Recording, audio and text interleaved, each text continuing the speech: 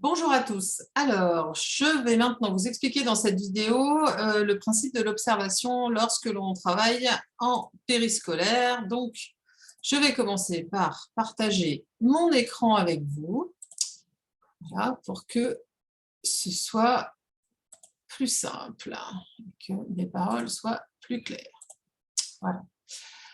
Alors, je vais peut-être essayer d'élargir un petit peu ma vidéo pour que vous me voyez mieux. Donc, dans les minutes qui suivent, je vais vous réexpliquer ou expliquer, si vous n'étiez pas là, voilà quel est le principe de l'observation et pourquoi c'est si important. Alors, c'est vrai que l'observation, ce n'est pas du tout quelque chose qui est abordé en général lorsqu'on fait des formations ou des études par rapport à tout ce qui est périscolaire, au métier d'animateur, que ce soit en centre de loisirs, en colonie de vacances, mais aussi voilà, sur le périscolaire et la cantine.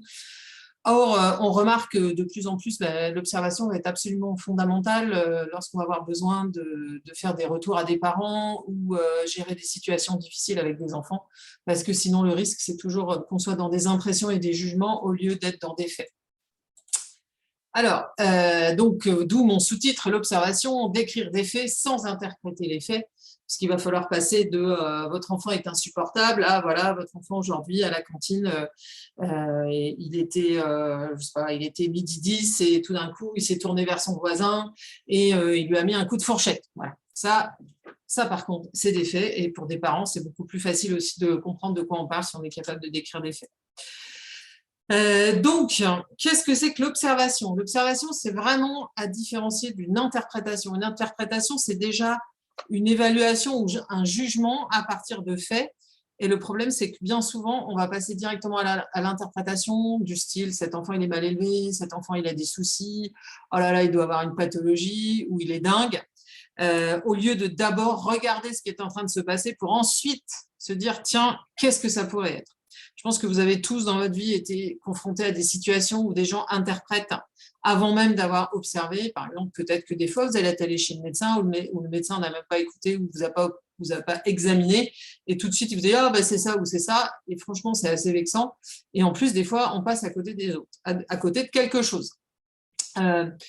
L'observation, c'est aussi différent de la vigilance. C'est-à-dire que la vigilance, c'est cette espèce d'état quand on est en train de faire une surveillance de cours ou dans un groupe où on a une attention flottante comme ça qui est prête à surgir et à se concentrer si tout d'un coup il se passe un truc, quoi. Voilà. Ça, c'est pas de l'observation. C'est pas vraiment de l'observation. Parce que l'observation, ça va être un acte volontaire de dire je veux regarder et je veux regarder dans une continuité du regard sur une situation. C'est-à-dire si ça se passe toujours mal au moment dans la cour parce qu'il y a un garçon qui est toujours en train de se battre avec d'autres ou qui est en train d'aller les chercher, à un moment, je vais décider de me poster à un endroit de la cour et pendant 10 minutes, un quart d'heure, d'aller regarder de A à Z ce qui est en train de se passer. Et je vais juste vous donner un exemple, qui est un exemple de crèche, qui n'est pas un exemple de périscolaire, mais ce qui peut être quand même assez intéressant.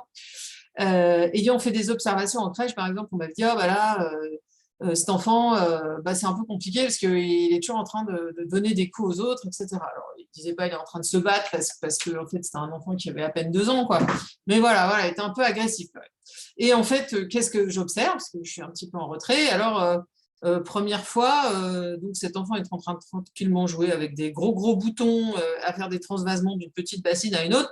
Tout d'un coup, il y a une plus grande qui a 3 ans qui arrive, qui lui prend une des petites bassines, qui la renverse par terre et qui s'en va. Et ben lui, il essaie de la mordre dans le dos. Bon, donc là, j'interviens et je dis à la petite, dis donc, toi, tu sais ce que tu as fait, hein, tu sais que c'est pour ça qu'il voulait te mordre. Et au petit garçon, je dis, bah écoute, ça se fait pas trop de mordre. Mais en même temps, il ne parle pas encore, etc. Donc, pour lui, c'est compliqué de dire quelque chose.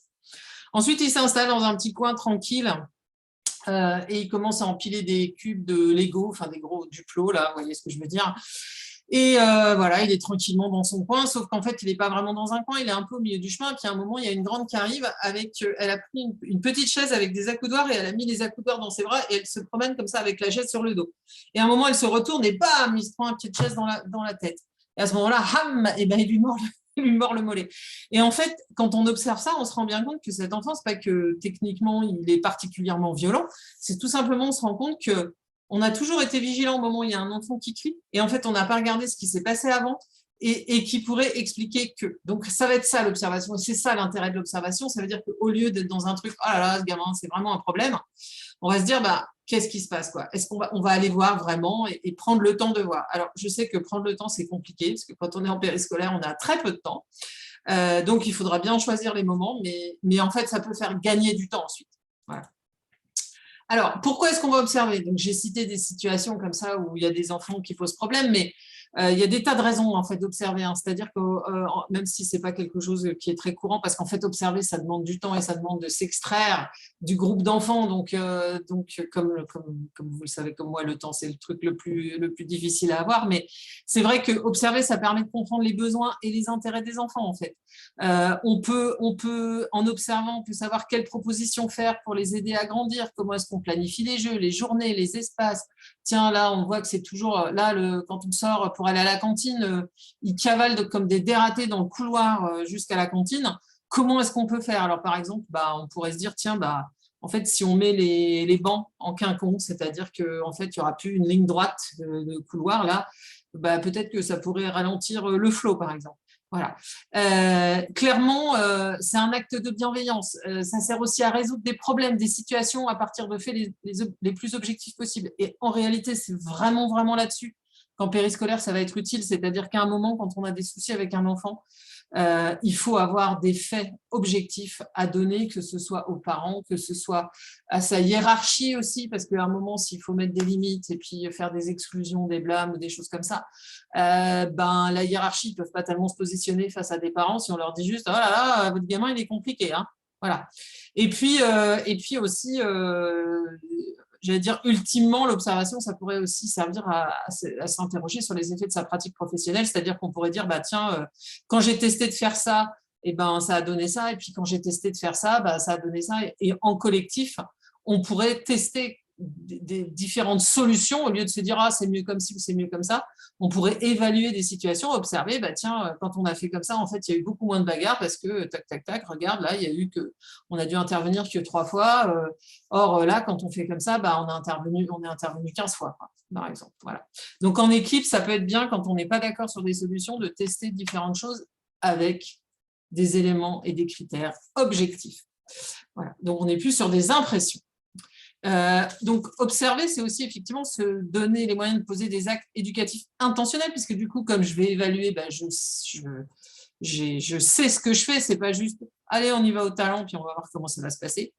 Bon, vraiment, vraiment recueillir des faits, j'insiste là-dessus, mais je pense que là, du coup, vous avez compris, parce que si on a besoin de préparer une réunion d'équipe, si on a des rendez-vous avec des parents, bon, dans d'autres situations, si on veut réaménager des locaux, ça permet effectivement d'avoir des faits. Et quand on a des faits, on peut discuter de manière beaucoup plus posée.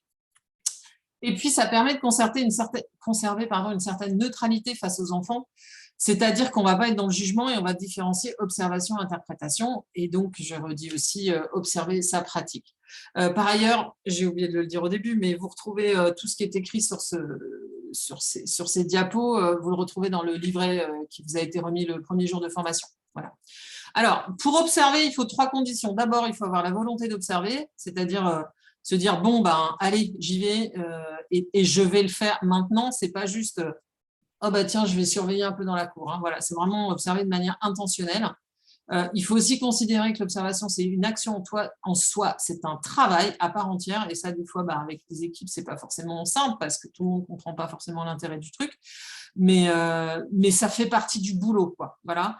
Et puis, il faut utiliser une méthode. Alors après, les méthodes, elles peuvent être plus ou moins complexes. Bon, en périscolaire, la méthode du papier et du crayon est tout à fait parfaite et suffira largement parce que bah, si on voit des éléments, si on voit des faits, on va écrire, bah, voilà, telle heure, telle date, tel jour, l'enfant a fait ci, un autre a répondu comme ça, à ce moment-là, il lui a dit ça ou il lui a donné un coup de râteau. Et voilà, et on va noter au fur et à mesure ce qui se passe, les circonstances, parce que si on ne note pas au fur et à mesure, en fait, c'est très, très, très compliqué de se souvenir exactement ce qui s'est passé. Et notre cerveau, il va résumer les choses et il va les résumer en fonction de ce qu'on croit, qu'on voit. Et du coup, eh bien, on va déjà être dans l'interprétation. Donc, la méthode, elle est vraiment très importante. Quand on va planifier, enfin quand on va parler d'observation, il y a des étapes. Alors, elles peuvent être beaucoup plus simplifiées en fonction de la situation, hein, si c'est juste observer un enfant dans la cour et à d'autres moments. N'empêche qu'il va falloir planifier, c'est-à-dire se dire, bon, ben, tel jour ou tel jour, je vais observer, parce qu'il faudra peut-être prévenir les collègues quand même, puis il faut être d'accord. Ensuite, on va avoir le moment d'observation, puis après un moment, on va se poser, on va se dire, bah ouais, bah regarde, on a observé tous ces trucs-là, paf, paf, paf, ben, faudrait demander une réunion aux parents, il faut contacter la hiérarchie, enfin voilà, il faut faire quelque chose. Après, il y aura qu'est-ce qu'on a fait justement, quelle intervention, est-ce que c'est une réunion avec les parents, et puis après refaire le point en se disant, mais voilà, on a eu une réunion avec les parents, qu'est-ce qu'on a décidé, est-ce qu'on doit les revoir, pas les revoir, et puis et ben, finalement, ce qu'on avait décidé de faire, ça a fonctionné. Voilà, parce que l'observation, elle vise aussi à finalement trouver des raisons de pourquoi l'enfant fait ce qu'il fait, et ensuite de se dire, ben, voilà les solutions pour venir à bout du problème. Voilà. Et ce qui permet du coup aussi d'être dans une situation où on est dans une recherche de solutions et pas une recherche de c'est qui a mal fait, c'est la faute à qui. Quand on va faire une observation, il faudra aussi décider qui fait l'observation. Alors, en fait, c'est important qu'il y ait plusieurs personnes qui observent. Et en fait, tout le monde peut observer, hein. Il n'y a pas besoin d'avoir un bac plus 50 en observation, donc tout le monde peut le faire. Et des fois, c'est intéressant que ce soit vraiment des personnes différentes, parce qu'on se rend bien compte que quand on discute sur des situations particulières, et ben, que des gens, déjà naturellement, ils ont pu observer des comportements différents en fonction du moment, de l'environnement, de l'atelier qu'on est en train de faire, etc. Et donc, quand est-ce qu'on va observer? Ben, en fait, ça va dépendre de ce qu'on veut voir. Et puis, franchement, c'est quand même intéressant d'observer des fois à plusieurs moments de la journée et puis même dans la semaine, parce que des fois les comportements c'est pas les mêmes les lundis que le vendredi, et si un enfant est toujours très très pénible le vendredi et qu'il s'est fait 10 heures de périsco dans la semaine par jour, je précise évidemment, ou enfin 10 heures de collectivité ou 12 heures, ben, on va comprendre que le vendredi, peut-être la fatigue a quelque chose à y faire, quoi. Si ça commence le lundi, il pourrait aussi être fatigué de son week-end. Mais voilà, et est-ce que c'est que le soir ou est-ce que c'est déjà dès le matin? Si c'est que le soir, on peut se dire, bah oui, cet enfant, voilà, il est arrivé à 7h ou 7h30, il a 3 ans et demi, après il s'enquille la cantine le soir et ses parents viennent à 18h30, bah, c'est peut-être compliqué en fait, peut-être que c'est trop de collectif pour lui. Voilà, donc vraiment c'est important d'avoir un regard assez large pour éviter que ce qu'on pense déjà de la situation nous influence et fasse qu'on n'a pas un regard assez large, quoi. Vraiment, c'est important. Donc, des personnes différentes, des moments différents. Et puis comment on va faire l'observation? J'ai mis un papier et un crayon, hein, parce que c'est comme le truc le plus simple. On peut aussi utiliser des grilles. Alors, par exemple, en petite enfance, il y a beaucoup de grilles d'observation. Mais alors après, faire des grilles d'observation, ça devient plus compliqué. Il faut vraiment réfléchir, qu'est-ce qu'on met, etc. Mais ça pourrait marcher. Par exemple, si on a envie de réfléchir à quand on met tel ou tel jeu, est-ce qu'ils sont, par exemple, si on fait du jeu libre avec des trucs de récup, est-ce qu'il y a moins d'interactions conflictuelles que si on les laisse juste avec un ballon dans la cour? Et ben là, on peut faire une grille, hein, c'est-à-dire où on fait un truc où à chaque fois qu'il y a une interaction négative, on fait une croix. Et puis après, on compare hein, en fonction des deux situations, quoi. Voilà. Mais c'est vrai que l'utilisation de l'observation avec des grilles en périscolaire, c'est relativement rare. Mais sachez que ça peut exister si un jour c'est nécessaire. Après, si ça suffit avec un papier et un crayon, c'est pas la peine de faire des choses trop compliquées. Alors, très important aussi, les documents d'observation, c'est des documents de travail qui sont confidentiels. Ça veut dire des documents de travail, ce n'est pas des choses qui vont dans les dossiers des enfants, parce que dans les dossiers des enfants, les gens, après, ils ont le droit d'avoir accès et il est pas, enfin voilà, c'est un document de travail. Il faut pouvoir noter des choses librement sans se dire qu'un jour, peut-être, les parents vont le lire. Donc forcément, il ne faut pas le laisser à disposition des personnes qui ne sont pas concernées. Ce n'est pas un truc que tout le monde va aller lire, ce n'est pas open bar, parce que les enfants, ils ont droit à la confidentialité, à leur vie privée. Et donc, ça ne doit pas non plus être confié aux parents, c'est-à-dire qu'à un moment, si on doit écrire quelque chose aux parents, ça va être réécrit à partir de notes qu'on aura prises, mais les notes, c'est des documents de travail. Voilà. Il me vient une idée là, par rapport à un exemple de différence que c'est entre de l'interprétation et de l'observation. Je vais vous donner un exemple qui n'a rien à voir avec le périscolaire, mais qui était un exemple qui avait été donné par Boris Cyrulnik, qui est un psychiatre très connu, puisqu'il travaille sur la résilience et il a travaillé sur les 1000 premiers jours avec Adrien Taquet, secrétaire d'État à l'enfance ou je ne sais plus quoi. Et donc, lui, dans un de ses bouquins que j'avais lu, il racontait comment, quand il était, je crois qu'il était jeune interne à l'hôpital, un jour, on lui a amené un monsieur aux urgences psychiatriques parce que ce monsieur, il se baladait sans pantalon et sans caleçon dans son restaurant. Donc, en fait, c'était un restaurateur. Et puis, quand les gens s'étaient pointés à midi pour venir manger dans leur restaurant favori, ils avaient constaté que le monsieur, en fait, voilà, il n'avait pas de caleçon, il n'avait pas de pantalon. Mais sinon, il avait bien sa veste, sa chemise, il avait l'air complètement normal, mais du coup, absolument pas normal. Donc, première interprétation des gens, il a forcément un problème s'il se retrouve comme ça avec pas de pantalon et pas de caleçon, quoi.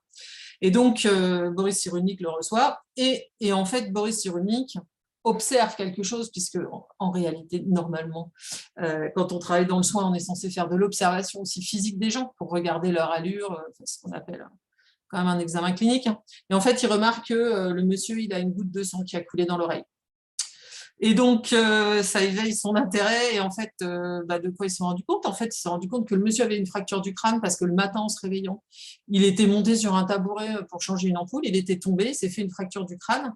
Et donc, il avait un problème qui faisait quelque part, il n'avait plus conscience du bas de son corps. Donc, en fait, il n'était pas du tout fou, mais absolument pas. Ce qui aurait pu donner l'impression, puisqu'il se comportait de manière folle, selon nos critères, dans notre interprétation. Or, là, observer, c'était quand même beaucoup plus intéressant que d'interpréter tout de suite.